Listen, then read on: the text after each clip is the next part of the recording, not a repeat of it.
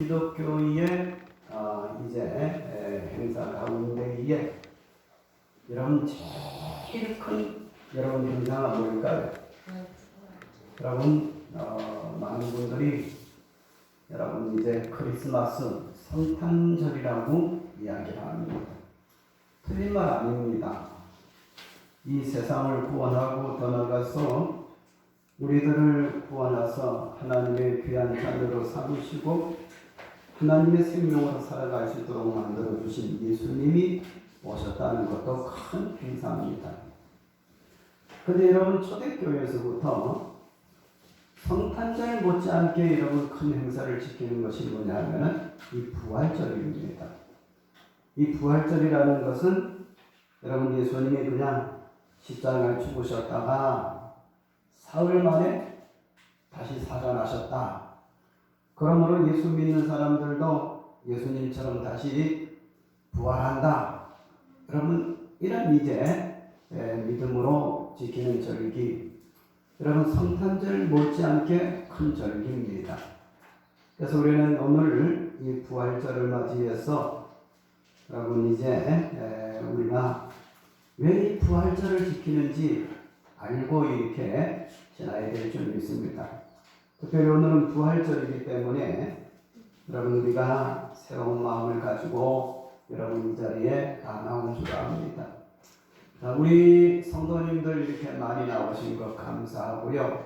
그리고 오랜만에 우리 정민기 집사님, 전현영 집사님, 자 우리 은율이, 다율이 또 이렇게 이제 우리 교회에서 제일 멀리 있는 사람이 저 진해에서 오는 우리 권선과 우리 배재선 선생님, 또 그 다음에 양산에서 또 이렇게 오는 우리 정민기 집사님 가정, 그 다음에 양정에서 오는 반주자 우리 선생님 가정 등등 멀리서 오는데, 하여튼 우리 오늘 이 시간에 우리 정민기 이제 집사님과 그 다음에 전현영 집사님, 또 그 다음에 이제 은율이와 다윗이 나왔는데, 정말 오랜만에 이렇게 코로나 세력 우리가 이기고 부활절에 승리하며 나온 것 너무 감사합니다.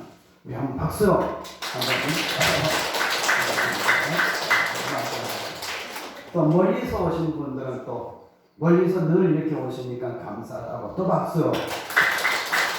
그러면 우리 하나 더 박수 칠 것은 우리가 이제 미리 이 코로나 이런 시즌이 아니면은 이 체계적으로 학습문답 이렇게 이제 공고를 해가지고 또 학습받는 사람 교육도 시키고 그 다음에 세례받는 사람 교육도 시키고 학습 세례를 주는데, 여러분 이 코로나 때문에 그렇지 못한 가운데 있지만 또 정말로 이렇게 우리 교회의 소망이 우리 학생들 또 이렇게 이제 입교 문답을 하고 그 다음에 세례를 문답한 우리 이 4명의 학생들을 위해서도 우리 한번 박수를 한번 합니다.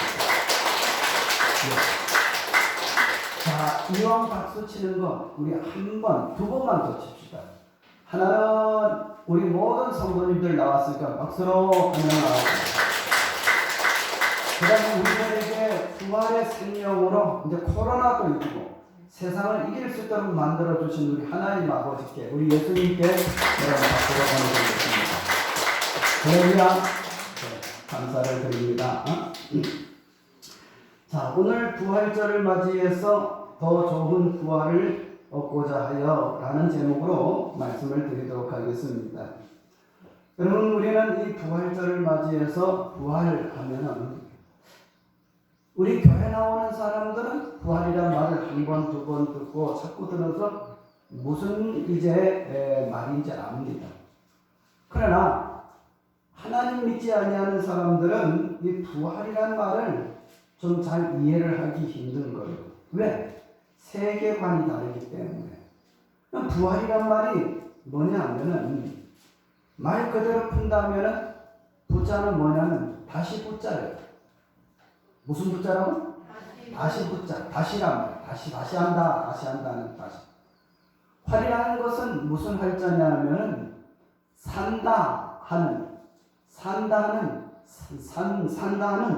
그 사는 것을 두고 말하는 다시 사는 것. 그래서 부활절 하면은 다시 사는 것을 두고 이야기합니다. 여러분, 시골에서 이제 성장한 분들은 좀 알겠습니다만, 우리가 이제 봄이 좀 지나고 여름이 오면은 이 개구리들을 이렇게 이제 뭐냐면은 봅니다.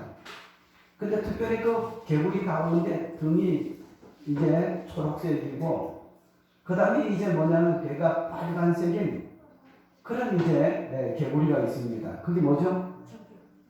무슨 개구리? 예, 그런 개구리가 있어요. 예, 개구리. 근데 그 개구리를 우리가 어릴 때에 딱 이렇게 이제 발로 밟아가지고 있으면은 개구리가 죽은 것처럼 여러분 뭐냐면은 빨간 배를 이렇게 내놓고 그 다음에 이렇게 뒤집어져-가지고 여러분 죽은 것처럼 가만히 있습니다. 그러다가 밟은 사람이 저쪽 가서 뒤돌아보면 이렇게 제껴졌던 몸이 다시 이렇게 돌아와가지고 그리고 팔딱팔딱 뛰면서 다시 이제 논으로 들어간다든지 다른 풀 속으로 이렇게 들어가는 것을 본 적이 있어요. 그럼 개구리가 초라하고 밟았는데 그래서 이제 완전히 뒤집어져가지고 빨간 배만 나왔는데 그런데 여러분 이제 뭐냐면은 자기를 밟은 사람이 지나가서 저 멀리서 보니까는 안 보는 것처럼 이렇게 보면은 다시 뒤집어져가지고 이제 물로 이렇게 이제 들어가는 것을 이렇게 봅니다. 여러분 이것은 죽었다가 다시 사는 거예요? 그럼 만일 죽었다 다시 사는 것이라면 이거는 부활한 개구리죠. 근데 그거는 뭐냐 하면은 사람으로 하여금 또 아니면은 자기를 해하는 대적으로 하여금 죽은 것처럼 위장했다가 다시 여러분 이제 뭐냐면은 자기 모습을 갖추고 여러분 이제 다시 자기 자리로 돌아가는 겁니다. 근데 여러분 부활이라는 것은 그런 의미에서 부활은 아닙니다. 정말로 예수님은 십자가 위에서 죽으셨습니다. 왜요? 죽음표가 있거든요. 여러분 이제 뭐냐면은 로마 군병들이 예수님을 채찍으로 치고 매로 치고 그 다음에 십자가에 달려서 여러분 이제 뭐냐면은 달아났다가 그리고 마지막에 확인 사살까지 창으로 옆구리를 찔러가지고 옆구리에서 뭐가 나왔다? 피가 나왔다 하면은 50점. 다시 물어봅니다. 뭐가 나왔다? 물과 피가 나왔어요. 사람이 죽으면은 여러분 피가 딱 멈춰요. 그러면 그때부터 체온이 내려가면서 피 속에 물과 그 피 속에 응고된 피가 따로 분리가 돼가지고 나옵니다. 그래서 예수님 옆구리를 로마 군병이 꽉 찔릴 때에 물과 피가 나왔다는 것은 예수님이 지금으로 말할 것 같으면 심정지가 돼가지고 그리고 시간이 지남으로 그 체온이 떨어짐으로 여러분 피 속에 있는 그 피, 붉은 그런 부분과 또 그 다음에 물과 분리가 돼가지고 옆구리에서 쏟아져 나왔다는 것은 예수님이 심장이 멈추고 죽으셨다는 것을 입증하는 겁니다. 그리고 예수님을 우리가 잘 알다시피 성경에서 말하기를 이제 무덤에 묻혀놓고 그 다음에 하루가 지나고 이틀이 지나고 그 다음에 이제 3일이 지난 다음에 예수님이 이 무덤문을 여시고 여러분 이제 다시 살아나셨습니다. 그래서 이제 이 예수님이 다시 부활했다는 것, 이 부활에 대해 가지고 집중적으로 기록한 것이 고린도전서 15장에 이것을 부활장이라고 이야기를 하는데 이 고린도전서에 보면은 여러분 부활이 뭐냐 하는 것과 그 다음에 왜 부활해야 되는 것과 그리고 부활한 사람이 한 사람이 아니라 수많은 사람이 이 사람도 보고 저 사람도 보고 또 그 다음에 나타났던 그런 장소에 예수님이 이렇게 부활하셔서 나타났다는 것을 기록한 것이 있는 것을 이렇게 볼 때에 예수님의 부활은 사실이고 예수님의 부활은 정말로 거짓이 아니라는 것을 우리들에게 이제 보여주고 있는 겁니다. 그러면 여러분 오늘 설교 제목이 뭐냐면 따라합시다. 더 좋은 부활을 얻고자 하여. 여러분 오늘 우리가 읽은 본문의 말씀 가운데 35절에 보면 여자들은 자기의 죽은 자들을 부활로 받아들이기도 하며 또 어떤 이들은 더 좋은 부활을 얻고자 하여 심한 고문을 받되 구차히 풀려나기를 원하지 아니하였으며 하는 말씀이 여기 나타납니다. 그래서 이 부활, 예수님이 부활하신 것을 믿는 사람이, 예수님이 부활하셨으면 하나님의 말씀에 또 그 다음에 예수님 자신이 말씀하시기를 나를 믿는 자는 죽어도 뭐 하겠고 살겠고 약속을 하셨기 때문에 우리들도 예수님처럼 다시 부활을 하는 겁니다. 할렐루야. 그러면 오늘 설교 제목이 뭐라고 했어요? 더 좋은 부활을 얻고자 해요.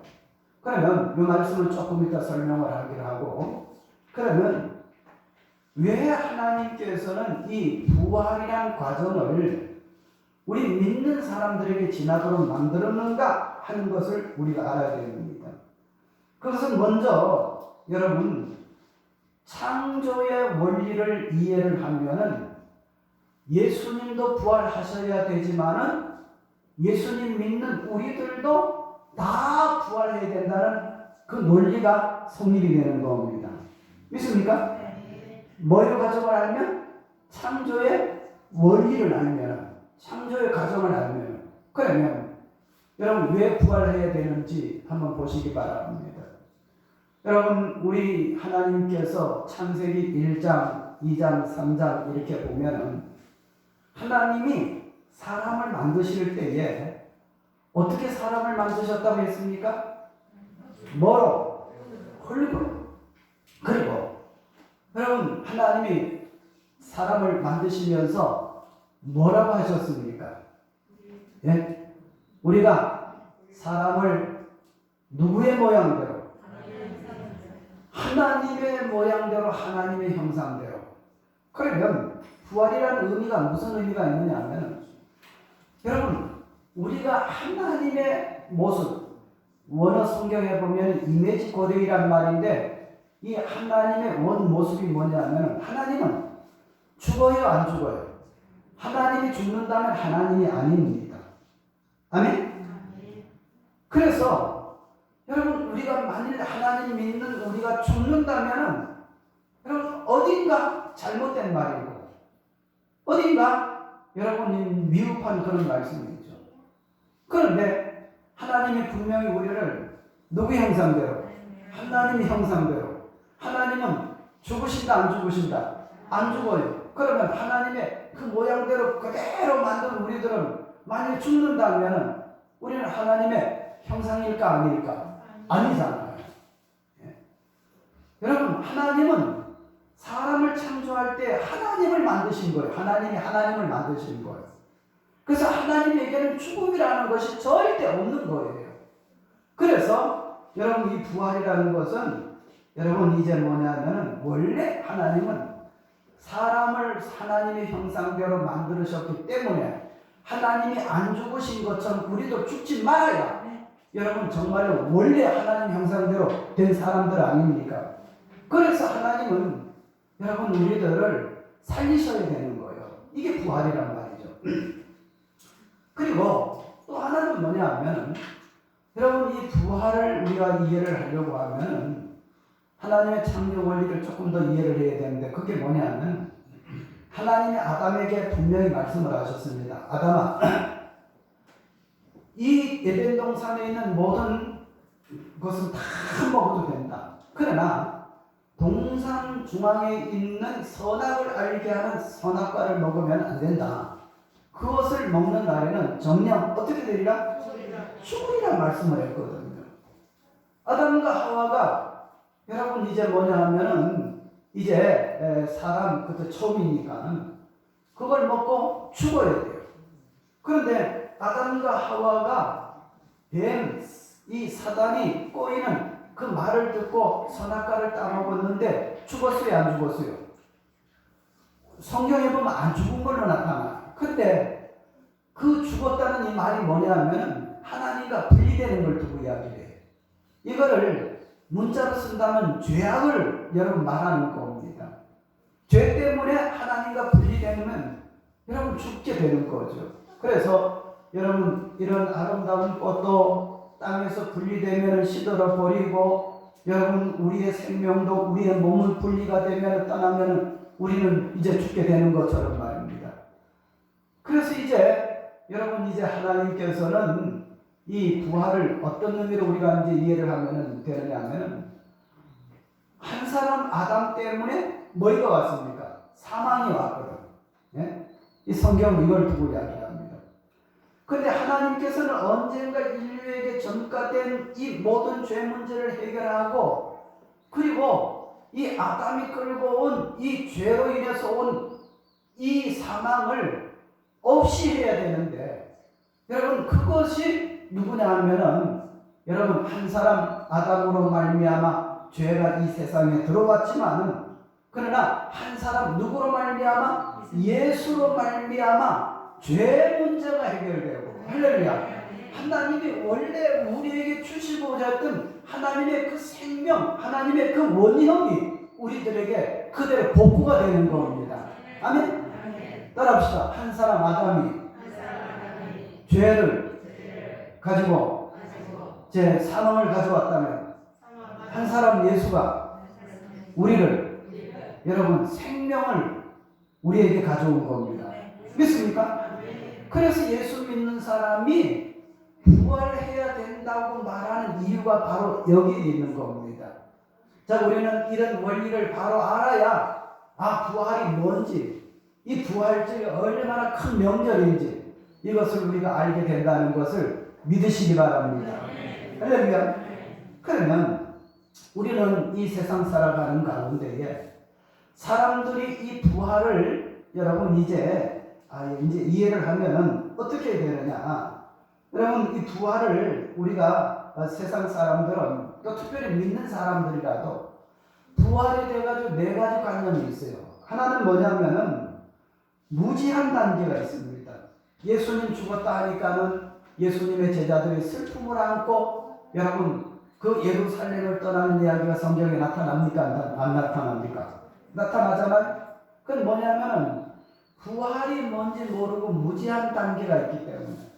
그래서 지도가서 찾아가서 읽어보기 바랍니다만, 누가복음 24장에 보면은 어떤 말씀이 나타나느냐 하면은, 여러분 예루살렘에서 예수님 죽음으로 말미암아 예수님의 제자들, 그 가운데 글로바라는 사람은 3일 전에 예수님이 죽은 걸 알고 슬픔을 띠고, 여러분 자기 고향으로 내려가는, 엠마오로 내려가는 여러분 그런 이야기가 누가복음 24장에 나타납니다.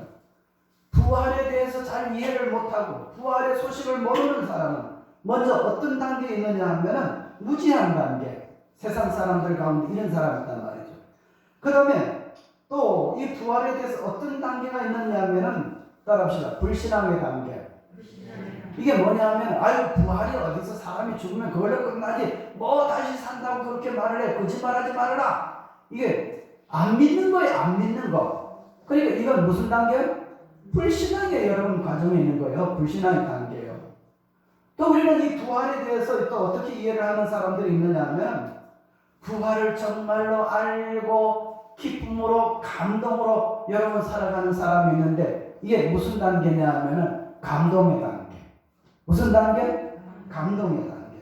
그리고 이 감동의 단계를 지난 사람은 어느 상태까지 들어가느냐 하면, 따라합시다. 만족의 단계까지. 할렐루야. 부활에 대한 소식에 대해 가지고 어떻게 이해를 하느냐. 여러분 전혀 알지 못하면 부활이 없다. 부활이 없다. 이건 부활에서 알지 못하는 것은 무지한 단계. 그 다음에 여러분 부활을 믿지 아니하면 불신앙의 단계. 이게 뭐냐면은 예수 안 믿는 사람들에게 있는 거예요. 그런데 예수 믿는 사람들은 어떤 단계느냐 하면은, 믿는 이 감동의 단계에 들어가면은, 예수님 부활하셨다. 예수님 부활, 누구 부활? 내 부활. 예수님이 사셨으니까 나도 산다. 영원히 산다. 할렐루야. 여러분 이 부활. 이 부활. 그리고 우리는 이 부활을 알면은 여러분 만족한 단계에 살아요.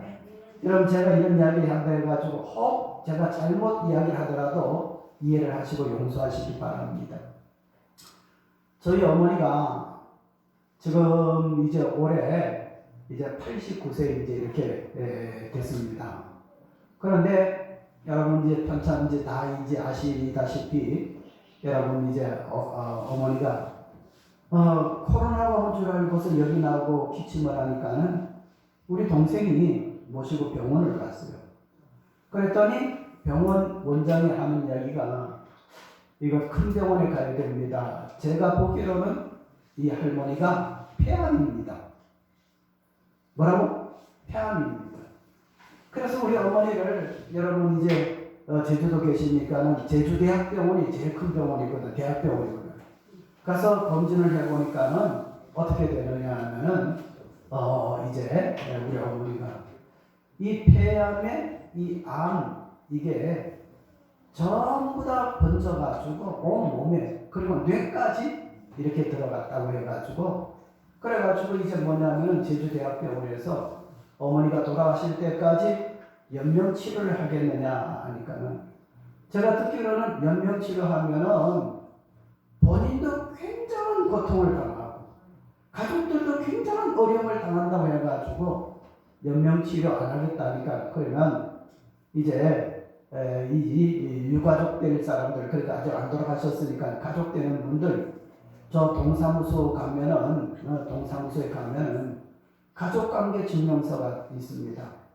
그걸 떼가지고 거기에 나타나는 모든 사람이 어머니를 연명치료 안 한다고 하는 것을 이제 해가지고 가고 우리가 확인하겠다고 제주대학병원에서 그렇게 이야기를 하는 거예요. 그래서 이제 우리 어머니가 이제 뭐냐면은 이제 우리가 그 제주대학병원 앞에 있는 이제 그 무슨 동인지 모르는데 동사무소 가가지고 제 신분증을 보여주고 가족관계 증명서를 떼왔습니다. 그 제주도에 있는 제 동생하고 저하고는 뭐 이제 바로 의사를 만나니까는 이제 다 사인을 하고 보냈는데 우리 이제 내 밑에 있는 두 번째 동생은 서울에서 아직까지 오지를 않았기 때문에 여러분 어떻게 하느냐면은 제주대학에서 전화를 해가지고 지금 형과 그 다음에 동생 되는 분이 지금 연명치료를 안 하겠다고 하는데 당신도 그렇게 하겠습니까? 이렇게 물으니까 우리가 미리 이제 사전에 이야기를 했거든요. 그래서 이제 서울에 있는 동생도 연명치료 안 하겠다고 이렇게 했어요. 그래가지고 이제 계시는데 여러분 근데 제가 우리 어머니가 이제 본사로 계시는 그 교회의 목사님을 만나고 그리고 이제 우리 만일 어머니 돌아가시면 이 장사 모든 일체는 목사님 맡으셔서 좀 수고 좀 해주십시오 부탁을 하고 이제 그랬는데 그러면 목사님 만약 우리 어머니가 돌아가신다면은 어디를 이렇게 모시겠습니까? 하니까 그 목사님이 하신다는 말씀 우리 교인들이 돌아가시는 이제 이제 무덤이 있습니다. 그 이제 무덤 부분이 있습니다. 한번 같이 가보시겠습니까? 하니까 그래서 제가 한번 제주도 한라산 주도까지 이제 그 신성 제주도 이제 서귀포에 있는 신성교회인데 목사님과 함께 이제 거기 갔습니다. 갔더니 지금은 전부 다 뭐냐면은 옛날처럼 이렇게 분분을 한 게 아니고 여러분 이제 뭐냐면은 이제 화장을 해가지고 그 다음에 이제 거기에 전부 다 이렇게 묻었어요. 저는 화장하는 것을 원래 싫어했던 사람입니다. 그런데 제가 가만히 생각을 해보니까는 여러분 뭐냐면 화장을 해야 되겠다. 그 이유가 뭐냐면 제가 우리 집에 장남이거든요.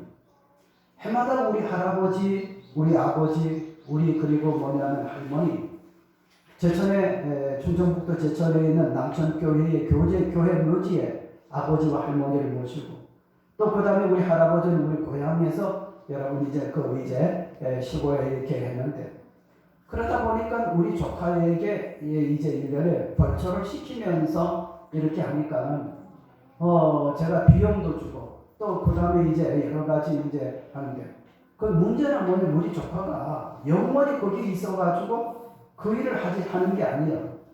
그래가지고 조카도 늙어가고 언제든지 그 풀 깎는 제초기를 짊어지고 가가지고 우리 할아버지, 우리 할머니, 우리 아버지 이 벌초를 해줄 수 있는 그런 상황이 안 돼서 그래가지고 제가 이제 부산에 있는 어떤 이제 기록 장례하는 이제 장로님한테 물었어요.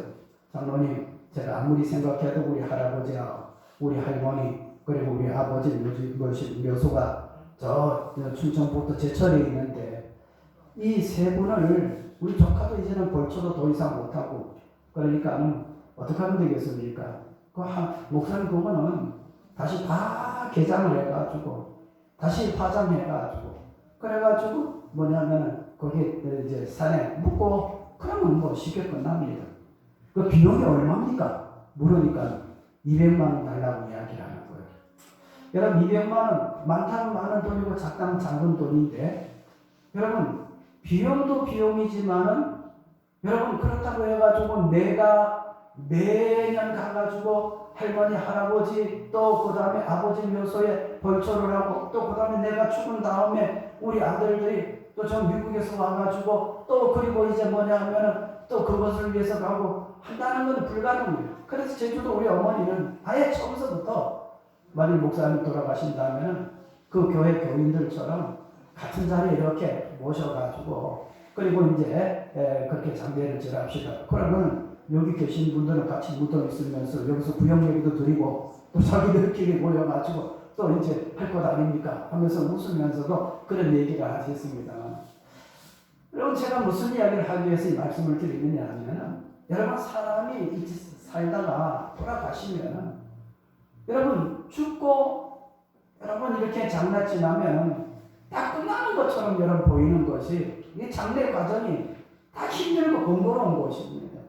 그런데 여러분 오늘 우리가 읽은 본문의 말씀을 보면 우리 하나님께서는 우리를 사람을 처음부터 그렇게 안 지났어요. 그렇게 안 지었어요.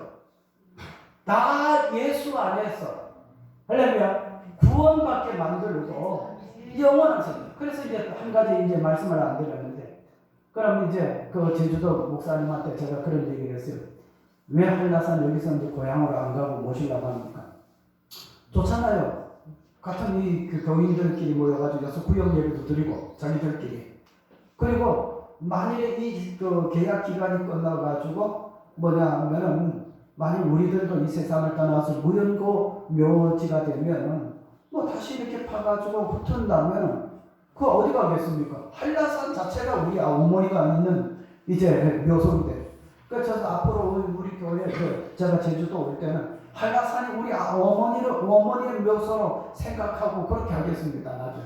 그래가지고 웃기도 하고 이제 했는데 여튼 제가 말씀을 드리고자 하는 것은 사람이 낳는 것도 중요하지만 죽는 것도 그 다음에 죽음에 대해 가지고 따라오는 여러 가지 번거로운 일도 많이 있는 것이 인생입니다. 그러나 여러분 하나님은 원래 사람을 그렇게 안 만드셨다는 거예요. 그럼 오늘 설교 제목이 뭐냐면은 여러분 우리들은 이 부활에 여러분 이제 진리를 안다면은 설교 제목이 더 좋은 부활을 얻기 위해서 성경에 보면 수많은 사람 예수님의 제자들이 여러분 제가 여기에 설교를 준비하면서 이렇게 이제 뺏겨온 걸 이렇게 보면 여러분 우리가 부활해가지고 죽음으로 영원히 여러분 이제 끝나는 게 아니라 부활한다면 이 부활의 사실을 알고 부활의 진리를 믿은 여러분 베드로는 어떻게 했느냐면 십자가에 거꾸로 못 박혀서 나는 예수님이 십자가에 못 박혀서 돌아가셨는데 내가 어떻게 예수님처럼 그렇게 돌아가시는 나는 거꾸로 못 이렇게 해가지고 그래가지고 로마에서 베드로는 거꾸로 매달려 저기 달려가지고 여러분 화형을 당하면서도 찬송을 부르며 여러분 이제 그렇게 형장으로 가고 성경에 보면은 예수님의 여러분 동생인 이 안드레 베드로의 동생 안드레는 여러분 뭐냐면 십자가에 달릴 때 어떻게 달렸느냐면 어떻게 내가 예수님처럼 십자가에 달리느냐 나는 X자형으로 달려라 뭐라고요? 무슨 형태? X자형으로 그래서 손으로 달리고 양쪽에 다리를 벌리고 이래가지고 십자가에 이제 못 박혀가지고 죽도록 만들고 여러분 또 예수님의 제자 야고보는 헤로드 왕에게 목을 베임을 당해 죽고 그리고 요한은 에베소라는 여러분 교회를 세운 다음에 에베소에서 순교를 했고 그 다음에 예수님의 제자 필립은 기둥에 매여가지고 맞아 죽고, 여러분 그 다음에 바돌로메는 산채로 가죽이 벗겨서 여러분 죽고, 그리고 예수님의 제자 도마는 쇠몽둥이로 맞아도 죽고, 마태는 여러분 칼에 찔려 죽고, 그 다음에 야고보는 제자 야고보는 나무에 달려 죽고, 그 다음에 유다는 활에 맞아 죽고, 시몬은 몽둥이에 맞아 죽고, 그 다음에 예수님의 제자 가운데 예수님을 배반하고 떠났던 가룟 유다는 죽었을까요? 안 죽었을까요? 조금 전에 말씀을 드렸잖아요. 베드로와 다른 제자들은 거꾸로 달리고 X자형으로 달리고 몽둥이 맞아 죽고 이렇게 했는데, 가룟 유다, 예수님을 팔아넘긴 가룟 유다는 죽었을까요? 안 죽었을까요? 안 죽은 줄 알죠. 가룟 유다는 어떻게 죽었느냐 하면은 자기 스스로 목을 매가지고 자결을 했습니다. 무슨 얘기입니까? 예수님의 제자들은 다 죽었습니다. 이렇게 이야기를 하면 우리들도 다 죽었습니다. 근데 문제는 뭐냐면은 예수 안에 죽은 사람은 부활의 생명이 우리에게 주어지는 거예요. 이 사실을 알기 때문에 제자들이 자기의 몸을 아끼지 않고, 나는 이렇게 죽겠다, 나는 이렇게 이런 일을 하다 죽겠다, 나는 이렇게 하다가 죽겠다 해가지고, 여러분 부활의 진리를 아는 사람들은 여러분 다 여러분 어떻게 했느냐 하면은 더 좋은 부활을 맞이하기 위해 가지고 정말로 기쁨으로 여러분 예수님처럼 여러분 이제 형틀에 달려가지고 여러분 죽는 그런 모습을 성경에 부분적으로 교회 역사적으로 보면은 그런 것들이 나타나는 거예요. 그래서 우리는 이 시간에 부활의 진리를 여러분 우리가 알고 믿으면 따라합시다. 우리도 더 좋은 부활을 여러분 사모하면서 우리가 주를 위해서 수고 많이 하고, 이 세상에 살아가면서 우리가 잘못되게 살지 말고 옳은 일 하고, 여러분 하나님이 기뻐하시는 좋은 일 많이 하고, 신앙생활 잘하고, 부활의 진리를 아는 사람은 더 좋은 부활을 얻기 위해 가지고 여러분 우리는 그것을 사모하면서 살아가야 될 줄 믿습니다. 할렐루야. 기도드리겠습니다. 거룩하신 우리 아버지 하나님, 은혜를 생각할 때에 진심으로 감사를 드립니다. 예수님의 부활은 진리이기 때문에